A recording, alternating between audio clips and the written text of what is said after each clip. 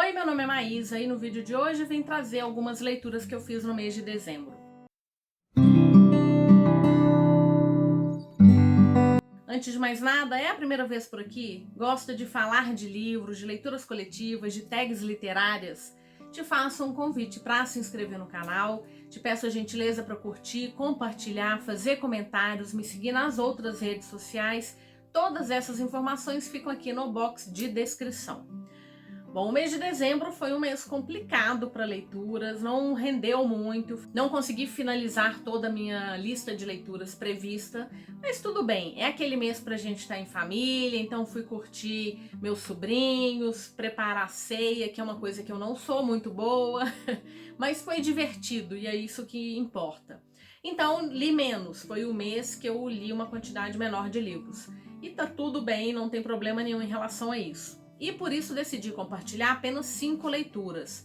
O mês de dezembro ainda não acabou. Tem uma leitura que eu tô achando que poderia estar nessa lista, mas ela vai ficar para listas futuras. Vou comentar com você sobre 5 livros, 3 fantasias, um romance e um livro de ficção. Bom, o primeiro deles é Bruxa da Verdade, da Susan Dennard, publicada pela Astral Cultural. É o primeiro livro de uma série. Aqui a gente tem uma fantasia jovem que se passa na Terra das Bruxas. Esse é um lugar formado por vários reinos. Houve uma guerra há muito tempo atrás e os reinos eles acabaram firmando um tratado de paz que está com data já de vencimento, né, de validade aí.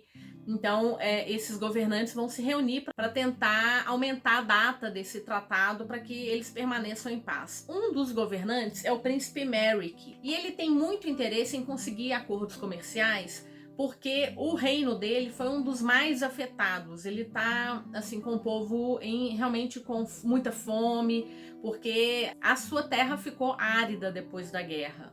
Então ele tá lá tentando alguma coisa interessante para o seu povo. Bom, nossos protagonistas, na verdade, estão distantes desse tratado, dessas conversas, e são duas bruxas, duas amigas, que são a Sáfia e a Iseult. As duas são muito amigas, elas são irmãs de sangue, então elas têm uma ligação, elas têm uma amizade muito grande, elas são muito apegadas uma à outra, e assim, são muito diferentes, são completos opostos.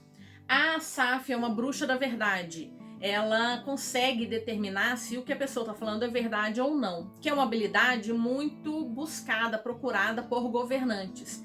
E é uma habilidade muito rara, então ela está se escondendo porque ela não quer ser ali ferramenta de alguém. É uma garota loira, muito solar, ela faz as coisas sem pensar muito, bastante inconsequente e se joga nas aventuras. E com ela nós temos a Iseult, que já é o contrário, ela já tem ela tem uma pele clara, o cabelo preto, mas ela é bastante taciturna, quieta, porque ela vem de um povo que sofre muito de racismo, então ela tá sempre com capuz, tentando passar desapercebida. E ela é uma bruxa dos fios, ela consegue detectar sentimentos, emoções que saem das pessoas. Então, às vezes, fios de ligação que se formam entre pessoas, ou sentimentos que essas pessoas estão exalando, enfim. E o livro ele já começa frenético, porque as duas estão tentando roubar uma carruagem que está passando por ali, vai dar muito errado, e aí elas vão se encontrar com um bruxo de sangue. Esse bruxo de sangue é como se ele conseguisse decorar o cheiro de um determinado tipo de sangue, e se ele precisar perseguir essa pessoa, ele vai em qualquer canto, porque esse cheiro fica numa memória olfativa. Entre outras coisas, ele tem outras habilidades por ser um bruxo de sangue também. E elas vão encontrar justamente com ele. Então elas começam uma fuga, uma tentativa de fuga que vai dando errado, vai dando errado, vai dando errado. Em determinado momento elas acabam se separando, depois se juntam de novo e quem vai salvá-las é o príncipe Merrick, porque ele quer um acordo comercial e essa ajuda para as duas poderá possibilitar esse acordo. Então eles vão fugir, a gente tem parte da história se passando no continente, depois parte passando no mar, depois volta para o continente, é uma grande aventura. E assim, a Sáfia tem hora que ela até irrita, porque ela parece ser bastante inconsequente, mas é porque ela faz as coisas que ela acha que sejam as melhores para ela, para a amiga dela, que ela tem um encantamento muito grande pela Iseult, elas são muito amigas. E eu acho bacana porque a autora, ao final, ela até menciona essa questão da amizade das duas.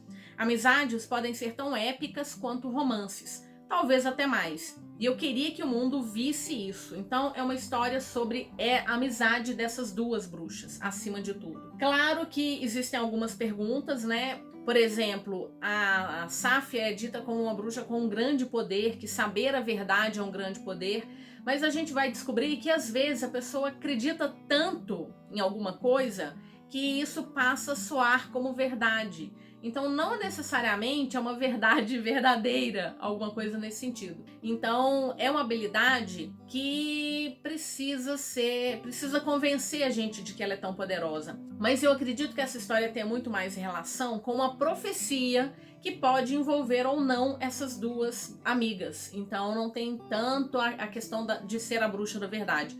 Tanto é que, se não me engano, os outros livros têm os nomes dos outros bruxos.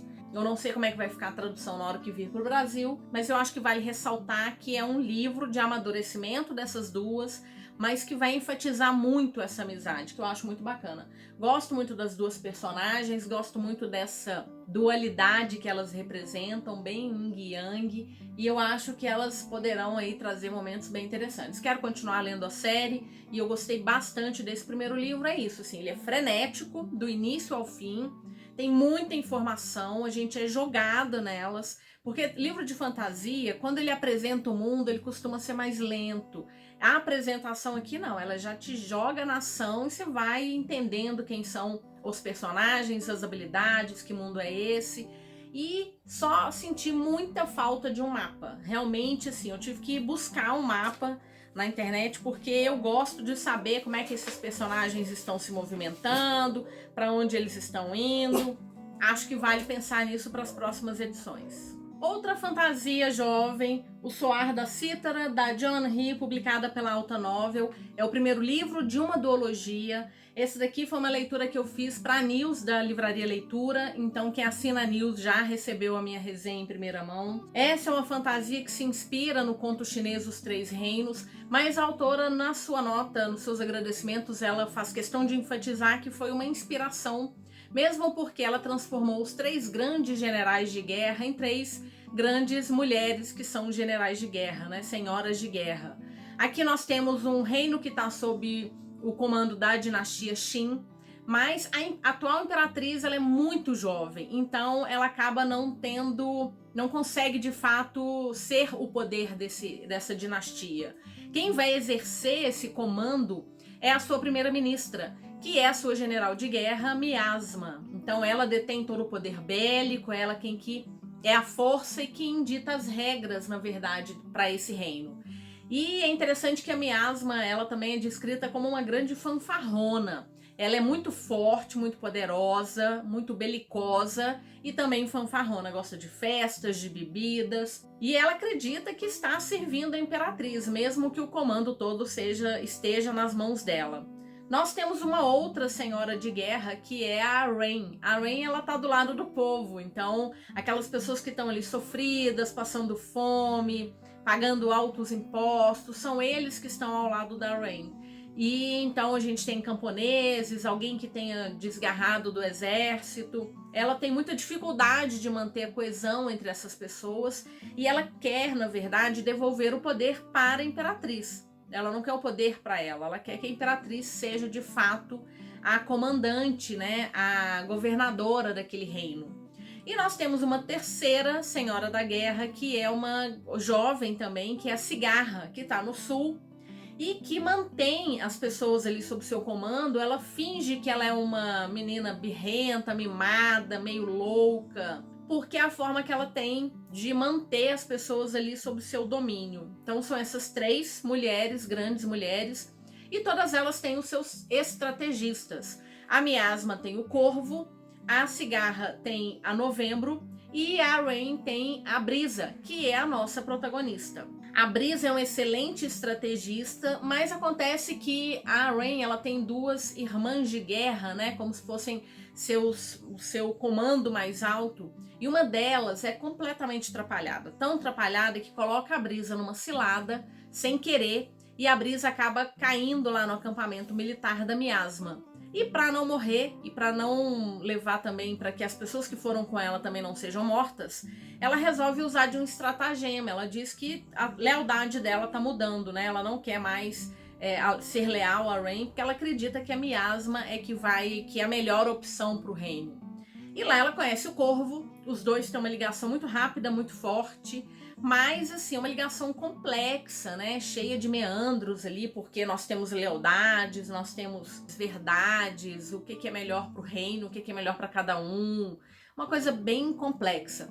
E uma coisa curiosa é que o Corvo, ele tem uma estratégia que se baseia numa doença que ele tem, que muito provavelmente é tuberculose, e parece que lá nos Três Reinos tinha um estrategista que também era tuberculoso. Enfim, o fato é que na metade do livro a gente tem uma mudança, inserção de uns componentes sobrenaturais que muda-se completamente essa história. E que eu fiquei bastante perdida num primeiro momento, e curiosa para ver quais serão os rumos que a autora vai dar com essa inserção bem diferente aí do conto original, lógico, mas o que ela vai fazer com esses personagens. Gostei, ele é muito rápido, as coisas acontecem assim, vão atropelando a gente, muita coisa acontece, não tem aquela passagem de tempo lenta, gradual, não, as coisas vão acontecendo, as pessoas se movimentam pelo reino, e pelo menos aqui a gente tem um mapa, então não fiquei tão perdida. Gostei bastante, espero que o segundo livro não demore a chegar aqui no Brasil, apesar de que ele é uma fantasia bem recente, ele saiu lá fora em 2022. Eu não sei se o segundo livro já foi publicado lá fora. Fica aí a dica. E a última fantasia que eu li agora em dezembro e gostei bastante foi Ascensão das Trevas, da C.S. Pacat, publicado pela Galera Record, o primeiro livro de uma trilogia. O segundo livro, inclusive, já está previsto para o primeiro semestre do ano que vem. Se não me engano, o primeiro semestre. Bom, eu já conheço a escrita da autora, sou fã de Príncipe Cativo, eu só li o primeiro Fence, o primeiro volume da HQ da autora, gosto muito da escrita dela, então altas expectativas. Já tinha comentado que eu já sabia qual que era a grande reviravolta, então eu fui lendo já entendendo que a coisa ia mudar bastante. Mas eu vi algumas pessoas dizendo que mesmo não sabendo qual que era a reviravolta, a autora estava dando dicas. E realmente ela deu dicas de como é que essa coisa ia acontecer. Enfim, nós temos aqui os acontecimentos se situando numa Londres. E essa Londres, ela já viveu uma guerra entre bem e mal, entre luz e trevas. Então nós tínhamos os regentes como os bastiões da luz, né, como aqueles que estavam combatendo o rei das trevas, que era então esse grande vilão. Ele foi derrotado, mas ele não foi destruído. E acredita-se que um dia ele pode voltar. Isso virou lenda, ninguém mais acredita em magia, ela desapareceu de Londres, mas os regentes continuam afastados, mas eles estão em treinamento, recrutando, porque eles sabem que um dia essas trevas poderão voltar. Bom, o nosso protagonista é o Will. Ele tá fugindo, acho que há 3 anos ele tá fugindo dos assassinos da mãe dele. E ele vai parar em Londres, vai parar no porto, e ele acaba sendo preso e levado para um navio de um tal de Simon. Esse Simon é um homem muito poderoso em Londres. Ele tem a fidelidade ali de uma quantidade grande de pessoas que inclusive marcam na pele, né, em uma queimadura, porque eles são marcados a ferro e fogo com a letra S. E ele vai parar no navio desse Simon e tá acontecendo uma posse de um novo leão pro Simon, que é o Tom.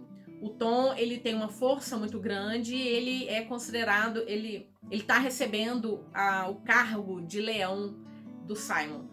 Bom, enquanto ele está preso, acontece uma invasão dos regentes, eles estão ali procurando por uma pessoa, e também acontece que uma relíquia da época do Rei das Trevas, ela também está no navio, e ela acaba destruindo todo o navio. O Will está preso, e quem vai salvá-lo é a Violet, que é irmã do leão do Simon. A Violet vai salvar o Will, ela é uma garota de 16 anos, o Will tem 18 anos, ela vai salvá-lo e eles vão encontrar com um dos regentes que sobreviveu, que estava no barco também. E aí ele vai levá-lo então para junto dos outros regentes, e lá ele vai descobrir que já existe um mundo de magia e que essa guerra contra o mal ela está prestes a voltar, a ter um novo combate. E, bom, é o que dá pra falar. É muito bacana porque é uma história que tem essa luta entre o bem e o mal, então ela é bem marcada, né? O quem é bem, quem é mal, mas ela deixa muito claro que nós temos livre-arbítrio. Então ela é muito sobre escolhas, as escolhas que as pessoas fazem, ainda que o seu nascimento determine um lado. Então eu gostei muito desse tom. Também gostei muito de ver a história do ponto de vista de dois personagens, tanto do Will quanto da Violet. Eles formam uma aliança muito bonita de se ver, então essa relação dos dois é muito bacana. E tem mais um personagem que é interessante, que apareceu pouco, mas no final ele já aparece bastante. E ele traz um tom assim que eu gostei muito, que é o James. O James, ele teria sido um grande general do Rei das Trevas, então ele tem muito poder, mas ele tem uma série de fatores relacionados à relação dele com esse Rei das Trevas, que na verdade era muito de subserviência, era uma servidão, ela era meio forçada de certa maneira, e a gente vai ver alguns desdobramentos que são muito bacanas. Bom, então é isso, a Seção das Trevas também vem com mapa, adoro mapas, já falei isso. É um calhamaço, nós temos aqui quase um calhamaço, menos de 500 páginas, mas eu gostei, tô curiosa, espero que o segundo livro venha bem rápido, assim, no início de 2024, para continuar a leitura, porque realmente o final dele é, nossa, muito bacana. Eu gosto muito da escrita da autora, ela consegue trazer, assim, umas tramas, nossa... Lembrei de Príncipe Cativo, como eu gostei daquela história. Bom, agora uma ficção, um romance, extremamente cheio de gatilhos. Eu fiz a leitura de Os Homens do Rei, o terceiro e último livro da trilogia Tudo Pelo Jogo, e publicado pela Galera Record. E aqui, assim, eu queria mencionar esse livro porque eu li A Toca das Raposas, é um livro que vai acompanhar o Neil. O Neil tá fugindo do pai, a mãe dele foi assassinada, ele tá fugindo, então, das pessoas que mataram a mãe dele, que foi amando do pai. E é uma relação muito complexa, porque o pai trabalha num determinado segmento da máfia. A mãe do Neil, ainda por cima, roubou uma grande quantia do pai, então, assim, é uma coisa bem complicada. Ele tenta se manter distante de tudo, mas ele tem uma paixão muito grande pelo X, que é um esporte que foi criado pela autora, e ele vai ser convidado para jogar pelas raposas. Então ele vai acabar imaginando assim que ele não tem muita expectativa de vida, que ele pelo menos aproveite o que lhe resta e ele vai jogar. Então no primeiro livro a gente tem muito de entender quem que é o Neil, o que está acontecendo com ele, porque ele está fugindo, até ele chegar lá na Toca das Raposas. No segundo livro a gente tem muito dos jogos acontecendo, e nas páginas finais tem uma cena assim, muito triste, muito pesada, muito forte. É tão gatilhoso que a própria autora indica, ela fala assim, olha, a próxima cena pode não ser um conteúdo adequado a pessoas sensíveis a esses temas, então se você não se sentir confortável, pule. E aí, quando ela termina a cena, ela vai mencionar o que aconteceu naquela cena, bem rapidamente, um resumo, e dizer que se você passou por essa situação ou conhece alguém, que é para procurar ajuda, porque é uma situação assim horrorosa da gente sair nauseado, sabe? Mas foi uma situação que explica muito da personalidade de um dos jogadores. E aí, enfim, termina. E aí nós temos o terceiro jogo, o terceiro livro. Eu já tinha comentado que os dois livros foram bons, mas eu ainda não entendia por que as pessoas eram tão apaixonadas por essa história. Bom, o terceiro livro, ele realmente é o melhor dos três, porque ele vai responder um monte de coisa, a gente vai ter o desfecho de muitas coisas aqui. Eu vou entender um pouco mais sobre o Andrew, que eu sempre menciono, né, que para mim ele era um grande sociopata. E assim, eu entendo o motivo dele ser tão gelado, né, tão sem sentimentos. Eu entendo isso. O que eu não entendo é a força que ele tem e o medo que ele impõe nas outras pessoas.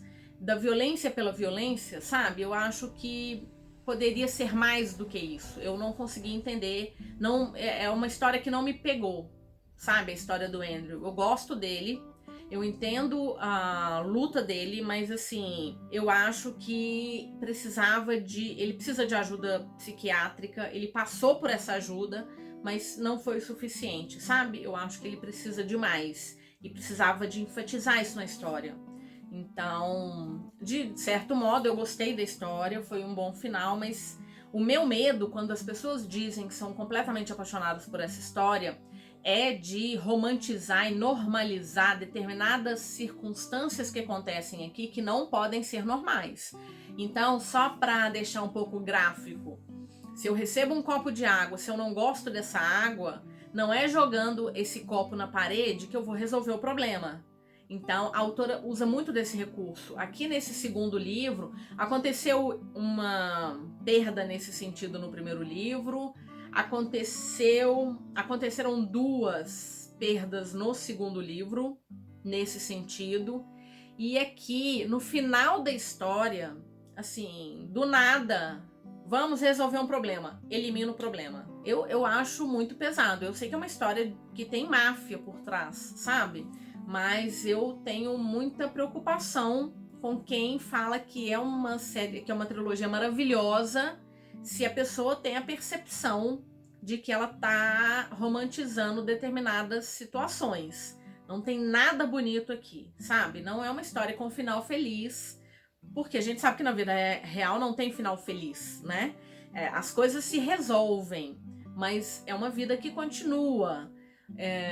Eu queria ver um pouquinho mais disso para entender ou para deixar claro de que é um grupo de pessoas, como qualquer outras, que precisam de tratamento, que precisam de um psicólogo, um psiquiatra, ajuda médica do lado, porque são situações bem complicadas, sabe? Então, assim, não é um dos favoritos da minha vida, longe disso. Gostei da história, mas eu acho que ela demanda de um cuidado com quem tá lendo. Tudo bem que ela é indicada para mais 18, mas eu acho que mais 18, eu acho que ela podia ser mais ainda, para vocês terem uma ideia da quantidade de gatilhos. E me conta, leu essa história? Concorda comigo? Eu tô sendo exagerada? Eu queria conversar com alguém sobre essa trilogia. E para fechar, um romance fofinho, porque a gente precisa de uma coisa leve. Então não me esqueça da Julie Soto, publicado pela editora Arqueiro. Aqui nós temos os nossos 2 protagonistas. A Ama, ela é uma cerimonialista e é bacana porque a mãe dela já casou e separou mais de 15 vezes. É tipo o Fábio Júnior, então é mais ou menos isso. Ela casa, separa. Ela já fez isso mais de 15 vezes. E a filha vai trabalhar justamente com cerimônias de casamento. E quando perguntam para ela, né, se isso tem relação com a mãe, ela fala assim: ah, não, porque para mim o casamento é a mesma coisa que uma cerimônia de casamento. Ele tem início, ele tem meio e ele tem fim, né? Então todo casamento ele vai ter fim. E ela demora muito a entender que isso é um reflexo de como é que ela trouxe, né, essa situação da mãe para a vida dela, sabe? Ela tem muita dificuldade em acreditar que é possível haver uma relação, um relacionamento que dure mais tempo do que um período de uma festa. É muito bacana a Ama. E o nosso personagem, o Elliot, ele é muito diferente. Ela é solar, ela é sunshine total. Ele já é aquela coisa melancólica, introspectivo, rabugento, mal-humorado. Mas não é que ele seja rabugento, mal-humorado. A bateria social dele, ela tem uma vida útil muito curta. Mas ele é um florista, ele trabalha com isso também. Os 2 tiveram um relacionamento no passado, parece que o término não foi dos melhores. E eles vão ser obrigados a trabalhar juntos de novo, porque 2 noivas querem os 2 trabalhando no casamento delas. E uma das noivas, ela é uma influenciadora com muitos seguidores. Então isso poderia dar um up na carreira da Ama. E ela sabe que ela não pode perder essa oportunidade. E ela sabe que ao mesmo tempo vai ser bastante difícil. Mas, gente, o Elliot é uma graça. A gente tem 2 linhas temporais. O Elliot está comentando, ele vai contar pra gente desde o momento que ele conheceu a Ama até o término do relacionamento deles. E a Ama, ela parte de 3 anos após esse término, se não me engano, 3 anos, e o que está acontecendo daí em diante. Então a gente vai acompanhando esses 2 momentos até entender por que eles terminaram, como é que foi isso. E o Elliot, ele tem uma série de tatuagens de flores, então a botânica aqui, o olho até brilhou na hora que ele comentou o motivo e por que ele tatuava aquelas determinadas flores. Assim, ele é muito fofo. E eu achei bacana também, porque ao final, a autora, eu adoro ler nota de autora, nota, agradecimento, acho que complementa muito as histórias. E ela conta que ela conversava muito com a Ellie Hazelwood, que é autora de livros que eu amo, né? Então, A Hipótese do Amor, Amor Teoricamente e os livros entre um e outro. E ela vai falar que a gente tem aqui uma coisa meio parecida, né? Aquela velha fanfic em que a gente tem um personagem que claramente poderia ser o Adam Driver, que eu adoro, e as duas conversavam muito sobre isso, porque elas gostavam muito desse casal que não funcionou nas telas, mas pelo menos os livros estão aí para deixar a gente feliz. Enfim, é um livro sobre amadurecimento, sobre dar segunda chance, sobre a possibilidade de segundas chances, né, que elas são reais e que em alguns casos, assim, merece. Então gostei bastante, fica aí a dica, fofo, divertido, inteligente, gostei demais. Bom, então foram essas as leituras, as melhores leituras. Tem mais um livro que poderia estar aqui, mas ele vai aparecer em alguns vídeos aí futuros. Bora conversar um pouquinho. Quais foram as melhores leituras que você fez? Leu algum desses livros? Concorda? Qual que é a sua opinião em relação à Toca das Raposas? Me indica uma fantasia que você leu esse ano e que foi, assim, absolutamente perfeita. Bora conversar? Lembrando que eu vou deixar o link de compra para todos esses livros na Amazon aqui na caixa de descrição. Usando o meu link você me ajuda bastante, porque eu recebo uma comissão e isso ajuda esse canal que está em crescimento.